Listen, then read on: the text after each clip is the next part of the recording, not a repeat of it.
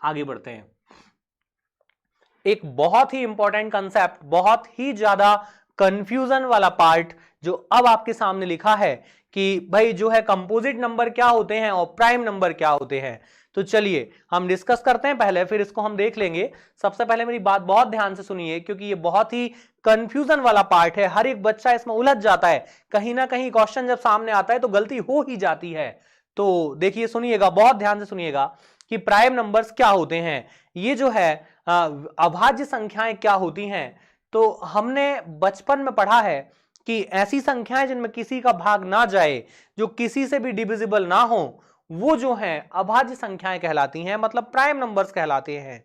ये तो मान ली सर आपकी बात की जिसमें किसी का भी भाग ना जाए वो जो है वो प्राइम नंबर होगा। ये तो कंपोजिट नंबर की बात कर रहे हैं। चलिए ये रहा प्राइम। मैं वापस चलूंगा अभी आपके पास अभाज्य संख्याओं की तरफ। तो यहां पर मैंने आपसे कहा कि जिसमें किसी का भी भाग नहीं जाता वो अभाज्य संख्याएं होती हैं। जैसे आपने 13 ले लिया, सर 13 को किससे डिवाइड कर सकते हैं? किसी से भी डिवाइड नहीं होता 13, तो 13 क्या हो जाएगा? प्राइम नंबर हो जाएगा। 19 में किसी से डिवाइड कर सकते हैं क्या? नहीं सर, किसी से भी डिविजिबल नहीं है तो प्राइम होगा। 47 किसी से डिवाइड होगा? नहीं होता, तो क्या होगा? प्राइम होगा। 97 किसी से डिवाइड होता है क्या? नहीं होता, प्राइम होगा। सर लेकिन ये इन पर क्वेश्चन नहीं बनता, क्वेश्चन कहां बनता है? वहां आइए तो सुनिए, मुझे सबसे पहले ये बात बताइए कि जब हम नंबर्स की शुरुआत करते हैं तो शुरुआत कहां से होती है? 1 से। नेचुरल नंबर्स कहां से स्टार्ट होते हैं? 1 से स्टार्ट होते हैं। यदि हम बात करें नेचुरल नंबर्स की जो 1 से स्टार्ट होते हैं, तो मैंने लिख लिया, देखिए 1 2 3 4 5 6 8 9, है ना? आगे नहीं इतना। चलिए अब यहां देखिए, आपसे कहा है कि आप जो है भाज्य और अभाज्य को छांटिए, मतलब प्राइम नंबर्स और कंपोजिट नंबर्स में डिफरेंस बताइए क्या होता है। तो यहां पर मैंने आपसे कहा कि जिसमें किसी का भी भाग नहीं जाता, तो यहां आपने देखा कि सर ये जो है 1, ये या तो 1 से डिवाइड होगा या फिर किसी और से डिवाइड होगा क्या?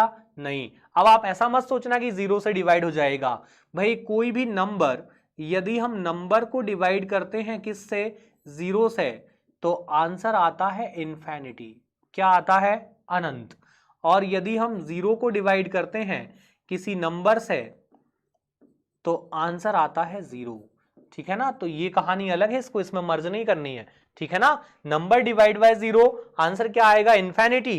And 0 divide by number, answer आएगा हमेशा 0। ठीक है ना? तो चलिए यहां आते हैं जरा वापस। और मैंने आपसे कहा कि जो किसी से भी डिवाइड ना हो, तो यहां आपको दो चीजें मिलेगी सर। 2 तो 1 से भी डिवाइड होता है और 2 जो है वो 2 से भी डिवाइड होता है। ठीक है ना? फिर 3 का क्या हिसाब किताब है? सर 3 जो है 3 से भी डिवाइड हो जाएगा और 3 जो है 1 से भी डिवाइड हो जाएगा। 4 का क्या हिसाब है? सर 4 1 से भी डिवाइड होता है, 4 2 से भी डिवाइड होता है और 4 4 से भी डिवाइड होता है। यही हालात बन रहे हैं। तो यहां पर एक कंसेप्ट निकल कर आता है कि वे संख्याएं जो ओनली खुद से डिविजिबल होती हैं, वे क्या कहलाती हैं? वे प्राइम नंबर्स होते हैं, आपकी अभाज्य संख्याएं होती हैं। अब सर ये कौन सी बात हुई खुद से डिवाइड होते हैं? तो खुद से तो 1 भी डिवाइड होता है, तो 1 क्या प्राइम नंबर है? अभाज्य संख्या है क्या? नहीं, 1 अभाज्य संख्या नहीं होता, प्राइम नंबर नहीं होता। फिर सर हम डिफरेंशिएट कैसे करें, कैसे पहचाने? तो देखिए मैथ्स कहता है कि नंबर्स जिनके केवल 2 ही फैक्टर होते हैं, नंबर्स जिनके केवल 2 ही फैक्टर होते हैं और वे फैक्टर भी तय हैं, कौन कौन होते हैं? एक तो 1 होता है और एक संख्या खुद होती है।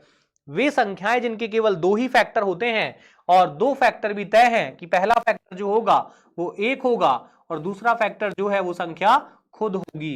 पहला फैक्टर 1 होगा और दूसरा फैक्टर संख्या खुद होगी, तो वो नंबर प्राइम नंबर होगा, अभाज्य संख्या होगा। यहां पर देखिए 2 जो है आपका 2 जो है, इसका एक फैक्टर कौन बन गया? 1, और एक फैक्टर कौन बन गया? खुद ये संख्या। तो ये क्या होता है? ये प्राइम नंबर होता है। सर इसका क्या होगा? इसका कुछ नहीं हो सकता भाई। क्यों नहीं हो सकता? क्योंकि देखो क्या शर्त थी कि फैक्टर 2 होने चाहिए। अब देखो एक के पास तो केवल एक ही फैक्टर है, ओनली 1 ही फैक्टर है इसका, ओनली एक फैक्टर है इसके पास, इसलिए ये जो है ये आपके प्राइम नंबर्स में नहीं आता। इसके पास केवल एक ही फैक्टर है, इसलिए ये प्राइम नंबर नहीं होता। तो प्राइम नंबर शुरू कहां से हुए? 2 से। 2 से शुरू होंगे, प्राइम नंबर में 3 आएगा क्या? हाँ सर, 1 से डिविजिबल है और 3 से। तो आपको बुक्स में एक और लैंग्वेज लिखी मिलेगी क्या? वे संख्याएं जो केवल एक से और खुद से डिवाइड होती हैं, जो डिविजिबल होती हैं ओनली वन एंड इटसेल्फ, खुद से, तो वे संख्याएं जो हैं क्या होती हैं? प्राइम नंबर्स होते हैं। और इसके अलावा किसी एक और नंबर से डिवाइड हो जाएं तो वो हो जाएंगे आपके कंपोजिट नंबर। अब देखिए आपका 4 जो है, इसमें कहानी कुछ बदल गई। यहां पर ये डिवाइड होता है 1 से, खुद से और एक और नंबर से। तो ये जो होता है ये क्या होता है? ये होता है कंपोजिट नंबर, मतलब भाज्य संख्या।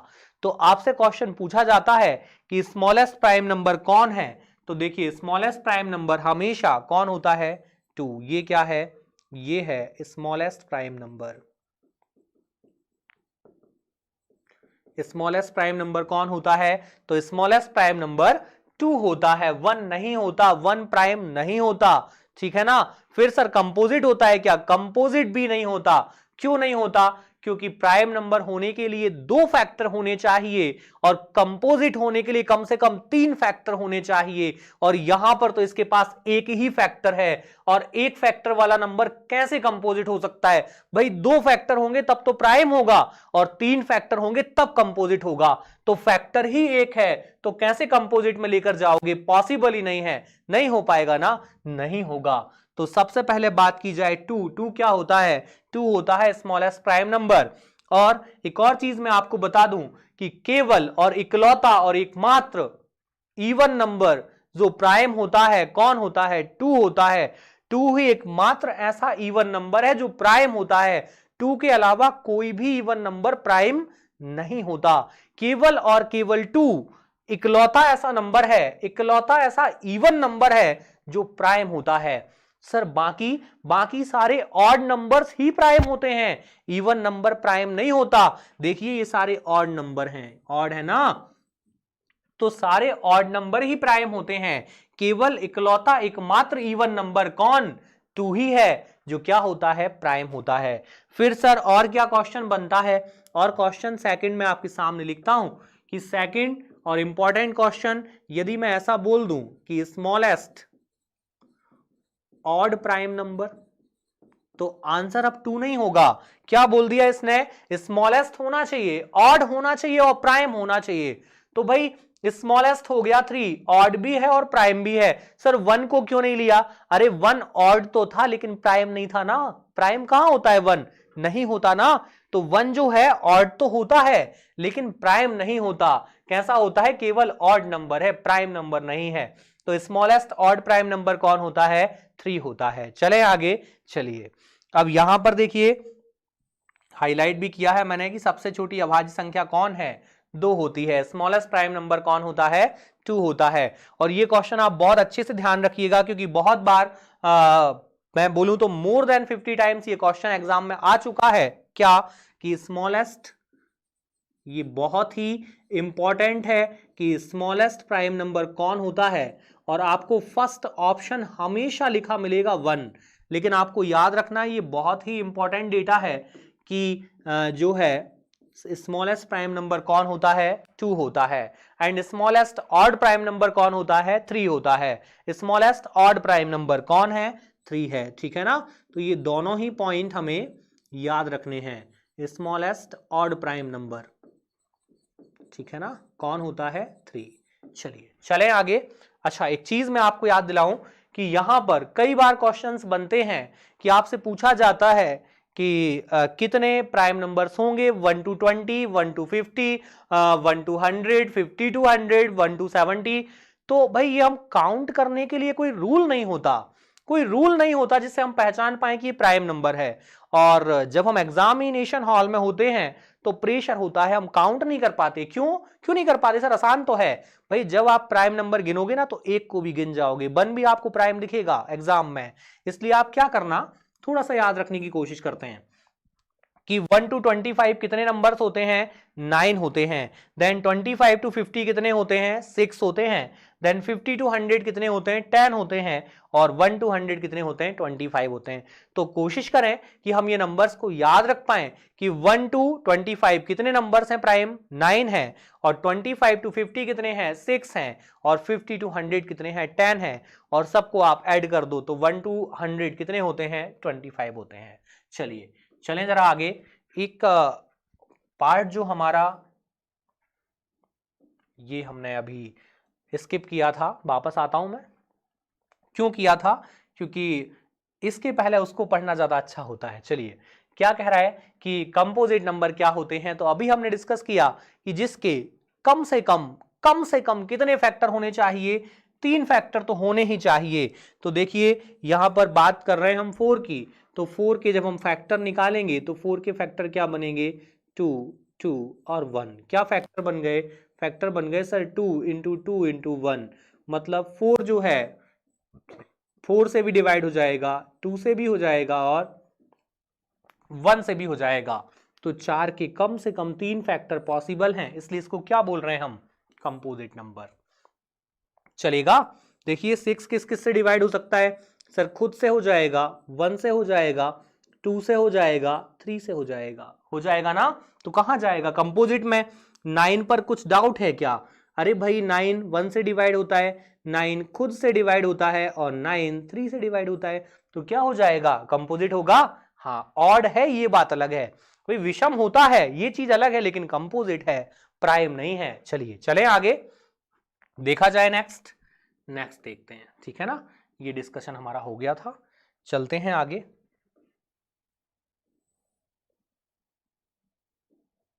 चलिए देखा जाए।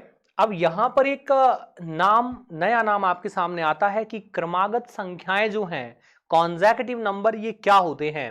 तो देखिए क्या होता है कि जब हम क्रम की बात करते हैं, जब हम जैसे ही हमारे सामने एक वर्ड आता है कि क्रम क्या होता है, तो क्रम को यदि मैं अपनी भाषा में बोलूं तो सीरियल वाइज जब हम किसी को बिठाते हैं, किसी को हम सिस्टमैटिक बिठाते हैं, तो उसे हम क्या बोलते हैं, उसे हम बोलते हैं कि हमने क्रम से बिठाया है व्यक्ति को। यही ना, जब आप यदि अपने चैप्टर्स तैयार करते हो, अपनी तैयारी करते हो, एग्जाम की तैयारी करते हो, तो आप बोलते हो मैंने क्रम से सारे चैप्टर पढ़ लिए। तो क्रम का मतलब कोई तो सिस्टम होता है, कोई तो सिस्टम है जिसको हम क्रम कह रहे हैं। तो यहां पर आपके सामने लिखा है क्रमागत पूर्णांक मतलब कॉन्सेक्यूटिव नंबर्स, ये क्या होते हैं। तो चलिए डिस्कस करते हैं क्या होते हैं। तो क्रम से आने वाली संख्याएं, क्रम मतलब सीक्वेंस से आने वाली नंबर्स। जैसे मैं आपके सामने लिख दूं 1 2 3, आपको लग रहा होगा हाँ सर अच्छा है, बढ़िया लिखे हैं, अच्छे लिखे हैं, इन्हीं को क्या बोलेंगे हम, कॉन्सेक्यूटिव नंबर बोलेंगे। लेकिन मैं ऐसे लिख दूं तो 21 22 23, तो ये नहीं होंगे क्या कॉन्सेक्यूटिव नंबर, ये नहीं होंगे क्या कॉन्सेक्यूटिव नंबर, बताइए। ये क्रमागत संख्याएं नहीं होंगी क्या, अरे होंगी, 100% होंगी। क्यों, क्रम से ही तो लिखी हैं। देखिए बीच में कुछ स्किप किया क्या मैंने, नहीं किया ना। मैं ऐसे लिख दूं, क्या बुराई है, ये भी तो क्रम से ही लिखा है। देखिए लिखा है क्रम से, हाँ क्रम से तो लिखा है। तो क्रम से लिखा है तो फिर क्या दिक्कत है, क्रमागत होंगे ना, हाँ बिल्कुल होंगे, होंगे ना। तो होंगे भाई, कॉन्सेक्यूटिव का मतलब क्या होता है, सिस्टम से लिखी हो, ठीक है ना। अब हमारा यहां पर क्वेश्चन बनता है, आपसे पूछा जाता है कि 5 क्रमागत संख्याओं का योग जो है वो 145 है। तो आपसे पूछेगा कि मिडिल नंबर बताओ क्या होगा, कि sum of 5 consecutive number is 145, then what is the middle number. इस टाइप से आपसे क्वेश्चन पूछता है। या फिर एवरेज जब आप पढ़ोगे तब इसका क्वेश्चन आएगा कि 5 क्रमागत संख्याओं का औसत इतना है, तो सबसे छोटी संख्या बताइए क्या होगी। तो सबसे पहले हम सीखते हैं कि कॉन्सेक्यूटिव नंबर होता क्या है। जैसे आपके सामने क्वेश्चन आया कि भाई 5 क्रमागत जो है संख्याएं हैं और उनका एवरेज इतना है या योग इतना है। तो आपने क्या किया, आपने शुरुआत की कि हमने मान लिया सर कि पहली संख्या x हो गई, पहली संख्या हमने क्या मान ली, x मान ली। तो बताओ नेक्स्ट क्या होगी, सर नेक्स्ट मान लेंगे हम x+1, ऐसे ही करने वाले। नेक्स्ट क्या मान सकते हैं, नेक्स्ट हम मान सकते हैं x+2। नेक्स्ट क्या ले सकते हैं, नेक्स्ट ले सकते हैं सर x+3, x+4, और हम आगे बढ़ते जाएंगे, यही चलता जाएगा। यही एक सीक्वेंस होगा नंबर्स को लिखने का। सर हमने ऐसा किया क्यों, ये बताइए आप। तो देखिए नंबर्स क्या थे वो तो मैं नहीं जानता, मुझे एग्जाम में ये आया कि 5 क्रमागत संख्याएं हैं और उनका सम दिया है, इतना है, sum of 5 consecutive number is this कुछ तो दिया है। अब मैंने क्या किया, फर्स्ट नंबर मेरा x ले लिया। अब आप अपने आप में एक नंबर इमेजिन कीजिए, कोई भी नंबर, जैसे मैंने ये ले लिया अपने मन में, मैंने सोच लिया ये 27 है, ठीक है ना। अब 27 के बाद नेक्स्ट नंबर क्या आएगा, 28 आएगा। कैसे आएगा, 27 में मैं कितना ऐड कर दूं कि 28 बन जाए, सर 1 ऐड कर दूं, लो कर दिया मैंने, 1 ऐड हो गया 28। अब सर फिर कौन आएगा, फिर 29 आएगा, कितना ऐड कर दूं, 2 ऐड कर दूं, हो गया +2। फिर क्या ऐड कर दूं, 3 ऐड कर दूं तो 30 हो जाएगा। तो वही चीजें चल रही हैं, सिंपल सी चीजें हैं, उन्हीं को लिखा है हमने। तो जो है हम कॉन्सेक्यूटिव नंबर की जब बात करेंगे तो लगातार संख्याओं की बात होगी, और लगातार संख्याएं एक के बाद एक आती हैं। तो हमने पहली संख्या दी x मानी है, तो अगली x+1 होगी, देन x+2, देन x+3, हम आगे बढ़ते जाएंगे। यहां पर एक बहुत ही इंपॉर्टेंट पॉइंट लिखा है कि दो निकटतम पूर्णांकों में एक का अंतर होता है, कि जो है डिफरेंस बिटवीन टू नंबर्स या टू कॉन्सेक्यूटिव नंबर्स इज 1 होता है, हमेशा 1 होता है। क्योंकि आप यदि कहीं से भी काउंटिंग करोगे, मैंने लिखा 243, देन 244, देन 245, तो देखिए ये क्या हुआ, ये मैंने लिखे हैं क्रम से ही लिखे हैं, सॉरी यहाँ 245 हम लिखने वाले थे, हमने लिख दिया है 445। चलिए 245, देन 246, ये क्या है, क्रमागत लिखे हैं, क्रम से संख्याएं लिखी हैं। और यदि ये क्रम से लिखी हैं तो देखिए इनमें हमेशा क्या डिफरेंस आएगा, 1 का ही डिफरेंस आएगा ना। तो यही क्या शो करता है 1 का डिफरेंस, कि ये नंबर्स कैसे हैं, क्रमागत हैं, कॉन्सेक्यूटिव हैं। चलिए चले आगे बढ़ते हैं। यदि मैं बात करता हूं कॉन्सेक्यूटिव इवन नंबर की, क्रमागत सम संख्याओं की, तो ये क्या होती हैं, तो क्रमागत सम संख्याएं क्या होती हैं ये बताइए मुझे फटाफट। तो सर जैसे आपने बोला कि क्रम से लिखी हो संख्याएं तो क्रमागत संख्याएं कहलाती हैं। मैंने लिख दिया 2, 4, 6, 8, 10, ये क्रम से नहीं लिखा है क्या भाई, मैंने लिख दिया 22, 24, 26, 28, ये क्रमागत नहीं है क्या, ये कॉन्सेक्यूटिव नहीं होगा। सर कॉन्सेक्यूटिव तो है, कॉन्सेक्यूटिव तो 100% है, लेकिन दिक्कत क्या है फिर, सर सारे नंबर्स नहीं लिखे, फिर क्या हुआ है, अल्टरनेट लिखे हैं। हाँ ठीक है, मान लिया अल्टरनेट है, फिर सर ये जो नंबर्स हैं ये इवन है। कैसे नंबर है, इवन है, देखो 2 से डिविजिबल है, और यदि ये 2 से डिविजिबल है और इवन नंबर है तो सर कॉन्सेक्यूटिव तो हैं, लेकिन कैसे हैं, इवन नंबर हैं। तो भाई एक और प्रॉपर्टी साथ में जुड़ गई, एक और क्वालिटी आ गई इनमें, क्या कि कॉन्सेक्यूटिव तो हैं लेकिन इवन नंबर हैं, ठीक है ना। अब क्वेश्चन कैसे बनेगा वो सुनो, आपसे कहा जाएगा कि जो है 5 क्रमागत सम संख्याओं का टोटल आपको दिया जाएगा, कि sum of 5 consecutive even number is, then कुछ भी नंबर दे देगा, फिर आपसे पूछेगा कि छोटी संख्या बताइए, या मिडिल नंबर बताइए, लार्जेस्ट नंबर बताइए, स्मॉलेस्ट नंबर बताइए। तो हमें करना क्या है, देखिए आपने पहला नंबर मान लिया कि सर x है, पहली संख्या x हो गई। नेक्स्ट क्या होगी, सर नेक्स्ट हम मान लेंगे x+2, यही मानना पड़ेगा। नेक्स्ट क्या होगी, नेक्स्ट मान लेंगे सर x+4, नेक्स्ट क्या ले लेंगे x+6, x+8। ऐसा क्यों कर रहे हैं हम, ये +2 क्यों कर रहे हैं, सर इवन नंबर्स की बात हो रही है ना, इवन नंबर्स की बात हो रही है और हम इसलिए +2 लिख रहे हैं। हाँ ठीक है, मान ली मैंने आपकी बात।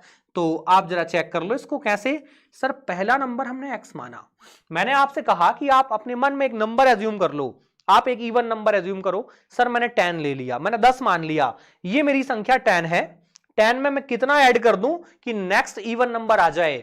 नेक्स्ट इवन नंबर कौन होता है, 10 के बाद 12 होता है ना।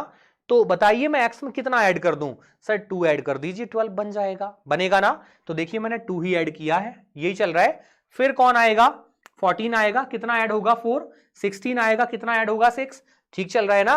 तो क्या होता है, यदि एक इवन नंबर हम x मान लें तो consecutive even number next number जो होगा वो x+2 होगा, देन x+4 होगा, देन x+6 होगा, यही चलेगा। और ऐसा क्यों हो रहा है, क्योंकि दो इवन नंबर्स के बीच डिफरेंस कितना होता है, 2 का होता है। चलिए चले आगे देखते हैं नेक्स्ट। यहां पर आइए, आपको क्या लिखा है, क्रमागत विषम संख्याएं, कॉन्सेक्यूटिव ऑड नंबर, ये क्या होते हैं, बिल्कुल सेम बात है सर, जो इवन नंबर्स में लगाया था वही लिखा हुआ है। तो क्या लिखा हुआ है देखिए, यदि मैं आपसे कह दूं 21, 23, 25, 27, 29, ये क्या है, सर ये सीक्वेंस में तो लिखे हैं, क्रम से तो लिखे हैं, लेकिन एक और प्रॉपर्टी है इनकी स्पेशल, क्या? ये ऑड नंबर हैं, ऑड है ना, क्रम से लिखे हैं लेकिन ऑड हैं, तो इनको क्या बोलेंगे हम? इनको बोलेंगे हम कॉन्सेक्यूटिव ऑड नंबर, मतलब क्रमागत विषम संख्याएं, यही कहा जाएगा, इनको कहा जाएगा क्रमागत विषम संख्याएं, ठीक है ना। अब बात की जाए यदि मुझे पहली संख्या माननी पड़ी और मैंने x मानी, तो अगली संख्या क्या मैं x+1 लूंगा या फिर मैं x+2 लूंगा? क्या लिया जाए बताओ, क्या चूज किया जाए, x+1 या x+2? जैसे ही आपने लिखा x+1 तो आप मेरी बात याद कीजिए, एक नंबर एज्यूम कीजिए, कोई भी नंबर, लेकिन कैसा होना चाहिए? शर्त है ऑड होना चाहिए, ऑड नंबर एक एज्यूम कीजिए। सर मैंने एक नंबर एज्यूम कर लिया कि 13 मेरा जो है वो नंबर है ऑड नंबर, 13 मैंने एज्यूम कर लिया। 13 के बाद नेक्स्ट नंबर क्या आएगा? 15 आएगा। देखिए 13 में +1 कीजिए, क्या मिलने वाला है? क्या मिलेगा? 14 मिलेगा। और 14 क्या ऑड होता है क्या? बताओ, ऑड होता है क्या? नहीं होता ना, तो ये क्या हो जाएगा? ये रॉन्ग हो जाएगा, ये नहीं करना है। फिर क्या करना है सर? सर ये 13 यदि था तो 13 में 2 ऐड किया, क्या आएगा? 13 + 2 15, ये सही चल रहा है। नेक्स्ट क्या आएगा? +4, 13 + 4 क्या बनेगा? 17, फिर क्या आएगा? +6, फिर क्या आएगा? +8। अब आपको लग रहा होगा कि सर ये तो x, x+2, x+4, x+6, x+8 चल रहा है, यही तो इवन नंबर में चलता था। हाँ भाई यही चलता था इवन नंबर में भी, ऑड में भी यही चल रहा है। ऐसा क्यों हो रहा है सर? ये डिफरेंट नंबर्स हैं फिर भी कुछ अलग अलग क्यों नहीं हो रहा है, तो सेम क्यों आ रहा है? तो सेम आने का रीजन है, देखिए क्या होता है जब हम काउंटिंग्स लिखते हैं, नंबर्स लिखते हैं, मैं लिखता हूं, क्लियर करते हैं हम क्या दिक्कत है। देखो मैंने नंबर्स लिखे यहां पर, और नंबर्स लिखने के बाद अब यहां आ जाओ, पूरा कंसंट्रेशन देखो जरा क्या चल रहा है। मैंने odd number to odd number देखा, 1 3 5 7 9, यही चल रहा है। इन सभी में देखो कितना कितना डिफरेंस आ रहा है, 2 2 का डिफरेंस आ रहा है ना, 2 2 का डिफरेंस आ रहा है। और यदि मैं आपके सामने बात करूं किसकी? इवन नंबर की, तो 2 4 6 8 और 10, क्या डिफरेंस चल रहा है? 2 2 का चल रहा है ना, 2 का ही डिफरेंस चल रहा है। तो यहां पर even number to even number और odd number to odd number difference कितना होता है? डिफरेंस होता है 2 4 6 8, यही होता है। तो हमें डिफरेंस ऐड करना है ना कि नंबर्स, तो डिफरेंस जब आप ऐड करोगे तो हमेशा 2 4 6 8 ही आएगा। चलिए चलें आगे, यहां पर स्पष्ट भी किया है, देखिए कि क्या होता है, डिफरेंस जो होता है वो 2 का होता है। चलें आगे। हाँ, यहां क्वेश्चन पर जाने के पहले मैं एक छोटी सी चीज और डिस्कस करना चाहूंगा, फिर हम यहां चलते हैं, ठीक है ना। चलिए पहले एक छोटा सा पॉइंट और सुनिए, बहुत ही आसान सा है, इसको और डिस्कस करते हैं, फिर हम चलेंगे इस क्वेश्चन की तरफ। तो सबसे पहले मुझे ये बताइए, दो चीजें और हमने कभी पढ़ी हैं कि रैशनल नंबर और इररैशनल नंबर क्या होते हैं, परिमेय और अपरिमेय संख्याएं क्या होती हैं। क्या हुआ, क्या होती हैं? सर ऐसा कुछ पढ़ा था हमने कि परिमेय संख्याएं जो होती हैं उनको हम P/Q के फॉर्मेट में लिख सकते हैं। अच्छा, P/Q के फॉर्मेट में, यदि मैं P/Q के फॉर्मेट की बात करूं ऐसे,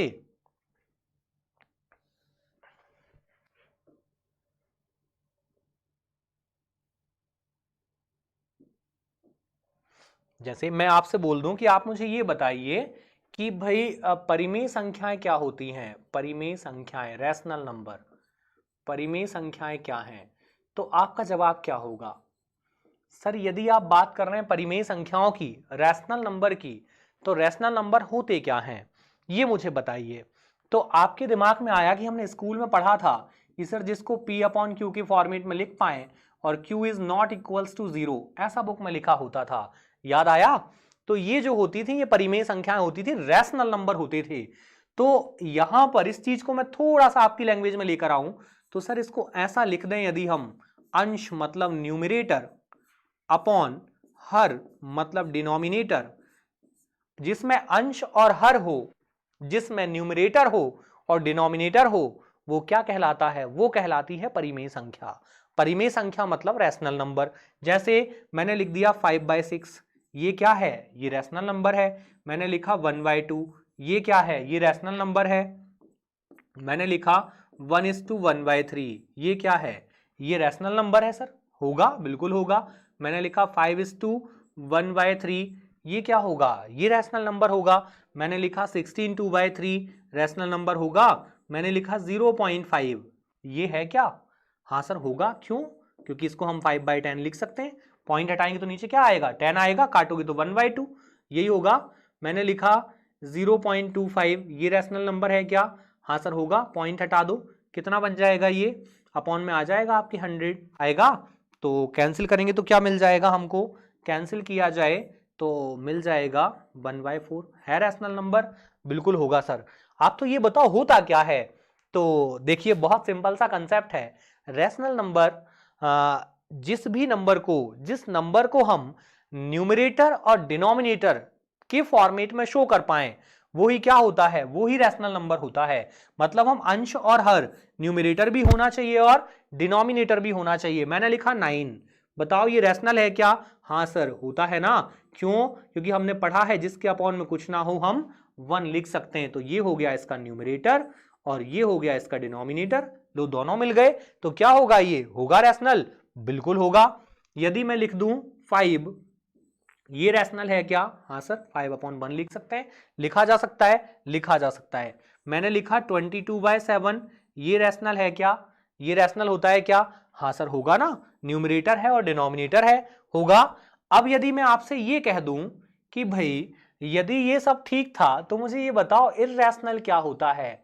इर्रेशनल मतलब अपरिमेय संख्या, ये क्या होती हैं, ये होती हैं जिसको हम P/Q के फॉर्मेट में ना लिख पाए, जिसको हम P/Q में शो ना कर पाए, वो होती हैं अपरिमेय संख्याएं। सर ऐसा कौन है जिसको हम नहीं कर सकते चेंज, जैसे मैंने लिख दिया आपके सामने 0.3 पर बार, बताओ ये रैशनल है या इर्रेशनल है। सर देखने में तो अजीब दिखता है, भाई अजीब दिखता है तो क्या हुआ, ये चेंज नहीं हो सकता क्या, बिल्कुल हो सकता है। हम पढ़ेंगे आगे, थोड़ा सा आगे हम पढ़ने वाले। तो ये हम बार का साइन हटा सकते हैं, 3/9, जितने नंबर्स पर बार होता है, जितने डिजिट्स पर बार होता है उतने ही बार नीचे 9 आ जाता है। तो देखिए ये कट जाएगा ना, कैंसिल हो जाएगा, 3 1 जा 3, 3 3 जा 9, तो ये कन्वर्ट हो गया सर न्यूमरेटर और डिनोमिनेटर में। तो ये क्या होगा, ये तो रैशनल नंबर है, परिमेय है ना, ये तो परिमेय संख्या हो गई भाई, ये तो परिमेय हो गई। फिर इर्रेशनल क्या होता है, इर्रेशनल होता है जैसे मैं लिख दूं 0.345821 और डैश डैश डैश कर दूं। अब आप मुझे एक बात बताओ, इसका यदि पॉइंट जो है वो रुक जाता तो हम क्या कर सकते थे, पॉइंट को हटाते और नीचे जो है 0 लगा लेते और नंबर को जो है फ्रैक्शन के फॉर्मेट में बदल देते। फिर आपके दिमाग में चल रहा होगा कि सर यदि ये ऐसा होता, 3 3 3 बार बार आता जाता और फिर डैश डैश कर देता, तो हम इसको लिख लेते 0.3 पर बार और फिर इसको चेंज कर देते 3/9 और बना देते 1/3 और ये रैशनल हो जाता। लेकिन इसको आप चेंज नहीं कर सकते, क्यों नहीं कर सकते, क्योंकि ये रुक नहीं रहा है ना, ये रुक जाता तो पॉइंट हटा लेते और हम इसको फ्रैक्शन में ले जाते, लेकिन ये नहीं रुक रहा है, इसलिए ये क्या होता है, ये होगी अपरिमेय संख्या। ये कैसी संख्या होगी, ये अपरिमेय होगी। सर और कौन होता है इर्रेशनल, √3 में लिख दूं आपके सामने। तो आपको याद होगा हमने इसका वैल्यू याद किया था, याद किया है स्कूल में, याद किया है √3 का वैल्यू किया था, लेकिन हमने केवल 3 डिजिट तक याद किया था ना। आगे भी होता है, आगे भी होता है, हमने याद 3 डिजिट तक किया था, इसलिए ये भी कैसा है, ये भी इर्रेशनल नंबर है। कैसी संख्या है, अपरिमेय संख्या है, ये भी इर्रेशनल है। फिर सर यदि बात की जाए पाई की, तो पाई क्या होता है, सर पाई का वैल्यू हमने पढ़ा है 22/7 होता है ना। ये जो है ना 22/7 ये अप्रॉक्स वैल्यू है, ये कैसी वैल्यू है, अप्रॉक्स वैल्यू है पाई की। ये पाई की वैल्यू नहीं होती, ये पाई की अप्रॉक्स वैल्यू होती है। पाई की वैल्यू 3.14 हमने याद किया था, याद है, और डैश डैश डैश आगे कुछ तो आता है। तो पाई की जो वैल्यू होती है ओरिजिनल, वो ये होती है जो ये लिखी है, ये होती है पाई की वैल्यू। लेकिन ये आगे देखो बढ़ता जा रहा है, ये फिनिश नहीं हो रहा है, और ये फिनिश यदि नहीं होगा तो हम इसको फ्रैक्शन में नहीं बदल सकते, नहीं बदल सकते ना, फ्रैक्शन में नहीं बदल पाएंगे। अब यदि हम फ्रैक्शन में नहीं बदल पाएंगे तो हम इसको जो है रैशनल नंबर नहीं बोल सकते, क्यों? क्योंकि ये तो आती जा रही है वैल्यू, और आती जाएगी तो ये रैशनल नहीं कहलाएगा, नहीं कहलाएगा ना। तो हमेशा ध्यान रखना कि पाई की जो वैल्यू है ना वो अभी तक 75,000 अंकों तक ज्ञात की जा चुकी है, और जिसने ज्ञात की है उसका नाम ग्रीक बुक में दर्ज है। लेकिन हमारे काम का तो ये रैशनल और इरैशनल में है। तो जब भी क्वेश्चन बनता है तो हमेशा केवल और केवल पाई पर ही बनता है, और आपसे पूछता है कि आप बता दो। याद रखना इसको कि हमेशा क्वेश्चन जब बनेगा ना तो पाई पर ही बनेगा, और आपसे पूछेगा कि बताओ पाई जो होता है वो रैशनल है या इररैशनल है, अपरिमेय है या परिमेय है, रैशनल है या इररैशनल है। तो हमेशा याद रखना कि पाई जो होता है ना, पाई क्या होता है, पाई हमेशा क्या होगा, कौन सी संख्या, कौन सी लगा दूं, क्या होगा, अपरिमेय होगा। लेकिन पाई की वैल्यू कौन सी वाली, 22/7 22/7 क्या होती है, परिमेय होती है। तो याद रखिएगा कि पाई का जो सिंबल है वो हमेशा क्या होता है, इररैशनल होता है, और पाई की वैल्यू 22/7 रैशनल होती है। तो पाई का जो सिंबल है वो इररैशनल है, और पाई की जो वैल्यू है वो रैशनल है। ठीक है ना। तो चलिए, थैंक यू, आज के लिए इतना ही। आगे कंटिन्यू करते हैं नेक्स्ट सेशन में। Thank you.